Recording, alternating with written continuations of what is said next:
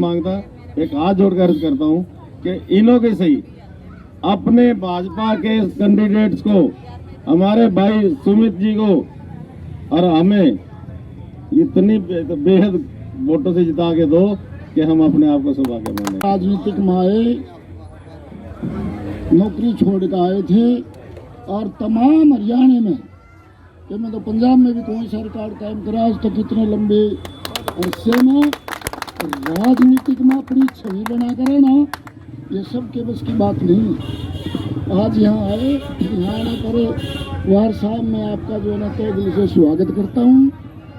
अब रही बात आगे कुमाटी की, कुमाटी में मैं भाई को चलाए मकान में अगला कभी वार मिला करता हूँ। कुमाटी के अंदर इतना गंद छाया हुआ है, कुछ साहब अगर आप आ जाते हो ना कुमाटी में तो आपने बहुत काम करना पड़ेगा, बहुत काम करना पड़ेगा। इतनी गंदगी इस कुमाटी में छाई हुई है और उस गंदगी में अगर आप निकाल दोगे तो आपको आगे फिर चेयरमैन तो कब तक काम पर बन जाओगे कुमार साहब की डाल। जैसे ये बने राजनीतिक में वैसे आप भी दूर नहीं। लेकिन मेरा कहने का मतलब आज बीजेपी के करी ऊपर से के काम कर रही है, गरीबों की जान है, गरीबों में जान डाल दी, बसा दिया इस देश को। लेकिन वो कह रहा है चाहे प्रधानमंत्री आवास योजना के कुमार साहब 2.5 लाख रुपये का यहाँ कम से कम 4 करोड़ रुपया है।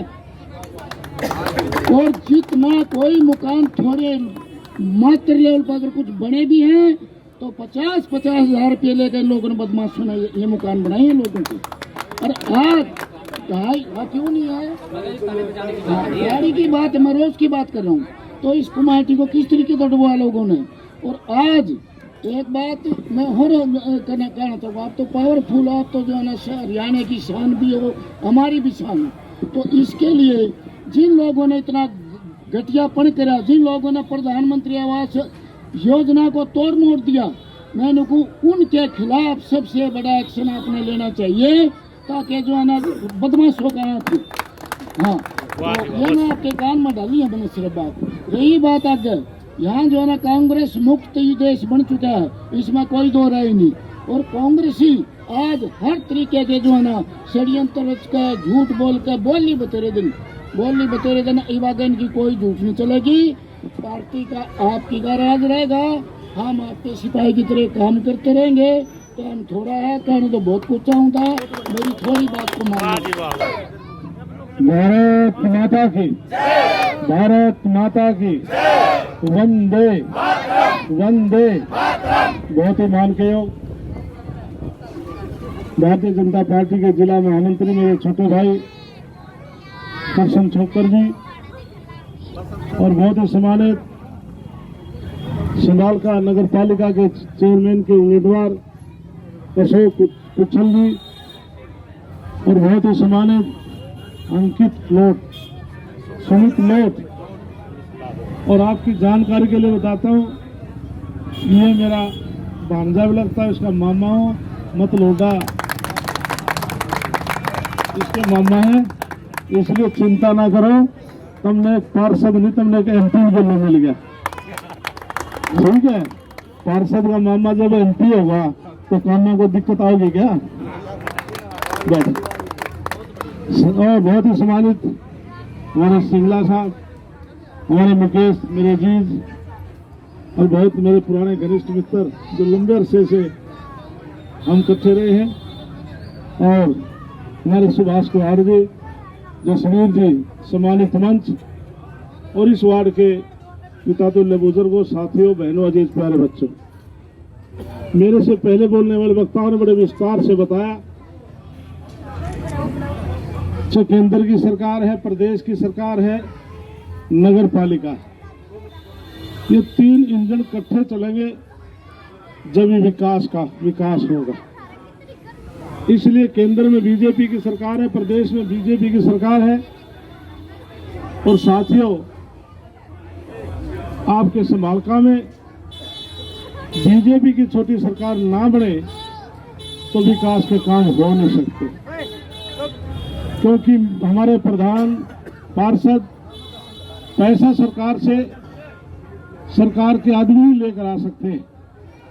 इसलिए आपसे अपील करता हूं, आप हमारे अजीज पार्षद को बनाइए, अशोक पुच्छल को चेयरमैन बनाओ, आपके नगर के विकास के काम होंगे।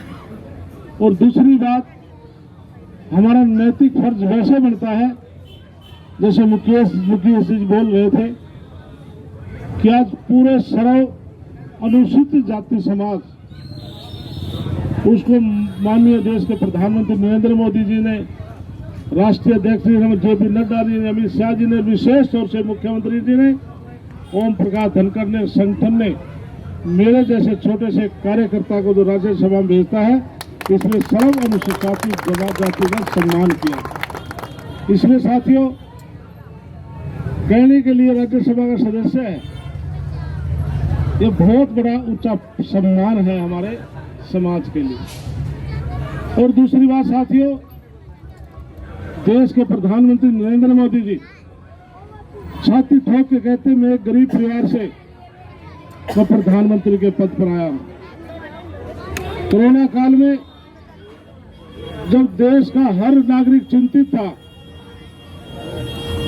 कि हमें काम नहीं मिलेगा, बच्चों को रोटी कहां से खिलाएंगे, तो प्रधानमंत्री का बयान आया था, देश का कोई गरीब आदमी चिंता ना करे, पहले गरीब आदमी के पेट में रोटी जाएगी, उसके बाद नरेंद्र मोदी के पेट में जाएगी। कितना बड़ा बयान था। फ्री अनाज दिया, पैसा भेजा, तो ऐसे हमारे प्रधानमंत्री और माननीय मुख्यमंत्री मनोहर लाल जी भी एक संत के समान है।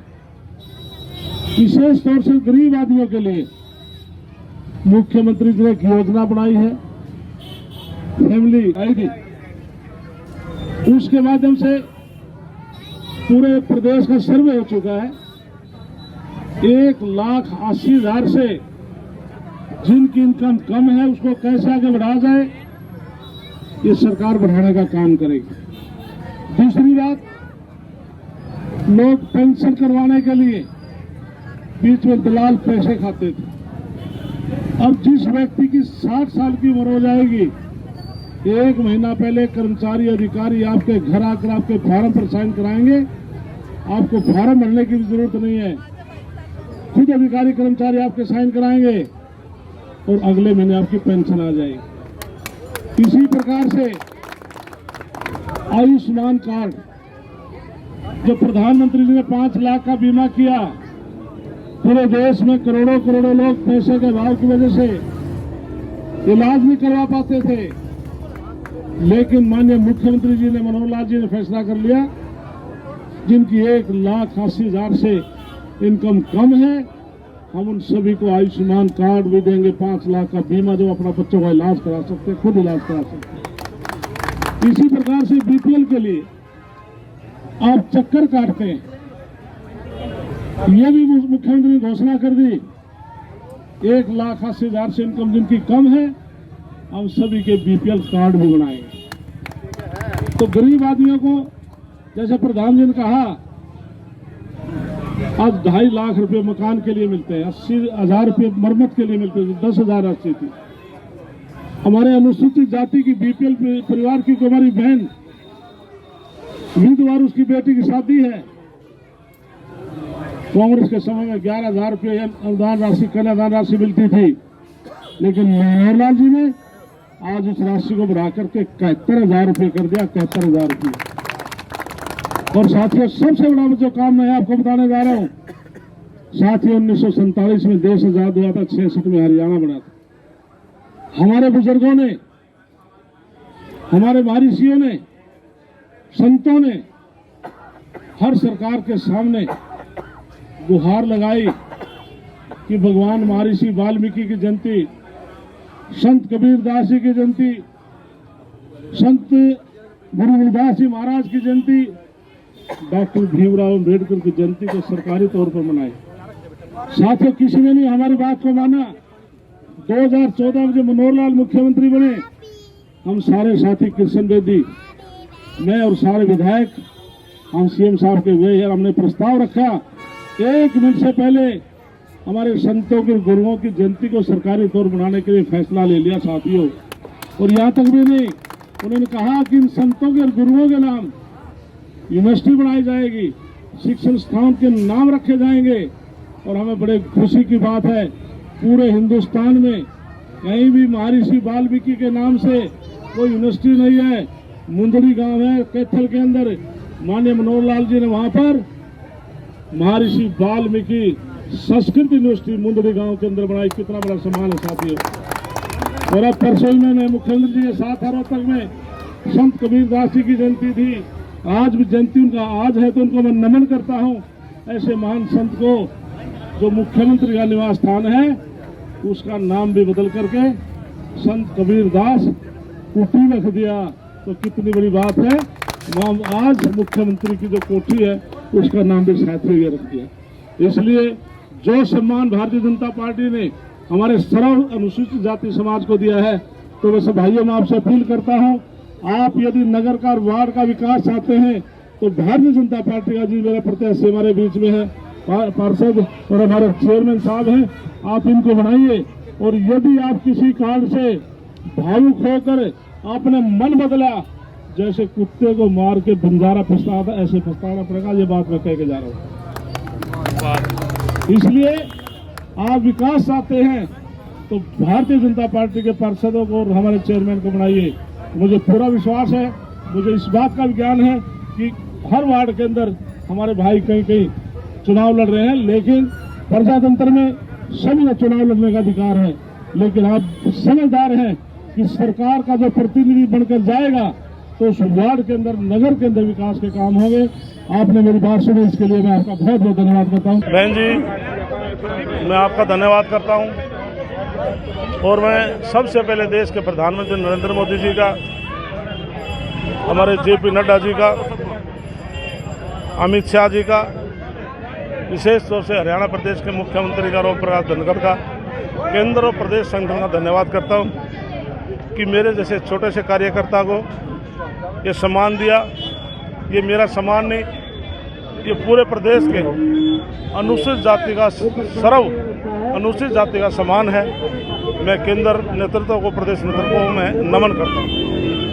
आज समालखा नगर पालिका के चुनाव में आप आए हैं, जनता से क्या अपील करना है? इसके लिए मैं समालखा नगर वासियों से अपील करता हूँ कि केंद्र में बीजेपी की सरकार है, प्रदेश में बीजेपी की सरकार है, तो समालखा में भी छोटी सरकार बीजेपी की बननी चाहिए।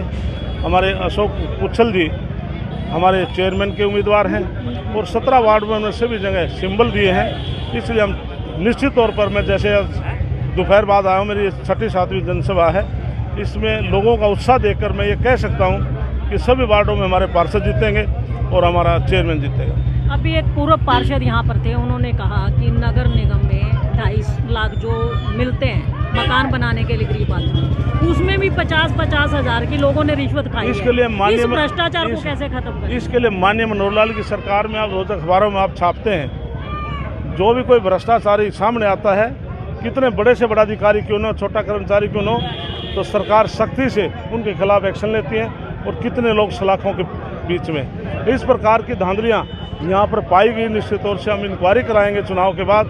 जो दोषीगण हैं, दोषी व्यक्ति हैं, उनके खिलाफ कार्रवाई होगी। पवार साहब, जनता के बीच में एक बात ये भी है, कहते हैं कि इन्होंने तो भ्रष्टाचारी को ही टिकट दे दिया। अशोक पुच्छल के ऊपर भ्रष्टाचार के आरोप हैं। ऐसे है तो कैसे भ्रष्टाचार खत्म? ऐसे प्रजातंत्र में किसी एक दूसरे के आरोप प्रतिरोप लगाना चुनाव में लगते हैं, लेकिन जनता का जो प्यार और मत से चेयरमैन बनेगा, जब पुच्छल साहब के पक्ष में जब हर मतदाता वोट डालेगा, तो इस प्रकार का जो दुष्प्रचार करने वालों को वो जो शब्द कहे वो खुद ही महसूस करेगा। पुच्छल साहब ने तो बीजेपी को भी धोखा दिया है, उन्होंने अपने शपथ पत्र में जो आपराधिक मामला दर्ज है वो भी छुपा दिया सर। इसके लिए ये चीजें सब, ये सभी शपथ पत्र में उन्होंने कहा कि मेरे ऊपर कोई मुकदमा नहीं है। देखो, इसलिए शपथ पत्र जो इन्होंने दिया है मैंने तो देखा नहीं, लेकिन जो शपथ पत्र में इन्होंने दिया है, तो इसके लिए आप पत्रकार हैं, आप अच्छी तरह से देख सकते हैं, पढ़ सकते हैं। इसके लिए जो हमारे रिटर्निंग अधिकारी हैं वो इसकी जानकारी वो लेंगे,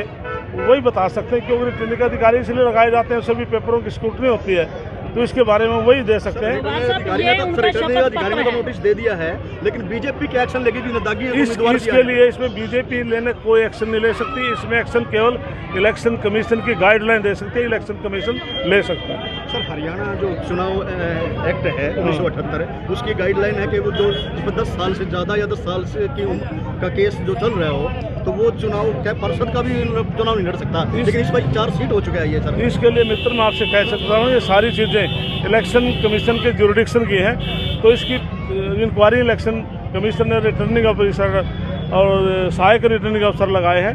इसके बारे में वही बीजेपी ने क्या देखा सर इसके लिए निश्चित तौर पर प्रचार। इसके लिए जब भी कोई टिकट मांगा जाता है, कोई अप्लाई करता है, कोई उसके थानों से उसकी इंक्वायरी नहीं कराते, भाई सिर्फ फेस वैल्यू को देख करके टिकट दिया जाता, लेकिन उसके भी वैल्यू की देखा जाए तो 7 कैंडिडेट और थे जो साफ सुथरी छवि के थे, एक भ्रष्टाचारी को ही टिकट क्यों दिया? इसमें कैंडिडेट 7 की बजाय 14 हों, लेकिन टिकट तो एक को ही मिलना है। तो क्या मिठाई खाएगी ये इसमें? इसके लिए अंदर मैंने मिठाई खाने वाला मेरे को सामने नहीं, मैं तो अपने राज्यसभा चुनाव में मैं वहाँ पर लगा। तो यहाँ मौजूद नहीं थे, लेकिन लोगों का कहना है कि मिठाई खा के टिकट दी गई है। नहीं, ऐसा कुछ नहीं है। संगठन पूरी बारीकी से देखता है और जो चीज़ आप कह रहे हैं वो पेपर पर है, निश्चित तौर से इंक्वायरी की। राज्यसभा में जो कांग्रेस की हार हुई है, ये पूछो क्वेश्चन है मेरे से। ये कांग्रेस की लड़ाई का नतीजा है, क्योंकि यदि कांग्रेस में नैतिकता होती तो रणदीप सुरजेवाला को राजस्थान से चुनाव न लड़ाकर हरियाणा से लड़ते, पता लगता दाने किस भाव बिकते हैं। निश्चित और बुरी तरह से हारता, फिर भी उसके बावजूद भी कांग्रेस का हमारे कैंडिडेट इन्होंने खड़ा किया, तो उसमें किस प्रकार से एक वोट क्रॉस हुई कुलदीप की, दूसरी वोट कैंसिल हुई, और कुलदीप ने कहा था कि अंतरात्मा से आज आवश्यकता है कि अंतरात्मा से वोट दें, तो कुलदीप ने उसी हिसाब से वोट दी थी। निश्चित तौर पर कांग्रेस में आपस में लड़ाई है और लड़ाई का ही सामने आया है। कुलदीप बिश्नोई बीजेपी में आ सकते हैं? इसके लिए माननीय मुख्यमंत्री ने सरेआम प्रेस कॉन्फ्रेंस में कहा है, यदि कुलदीप बिश्नोई और अपने साथियों समेत दूसरे साथियों समेत भारतीय जनता पार्टी में आएगा तो उनका स्वागत है।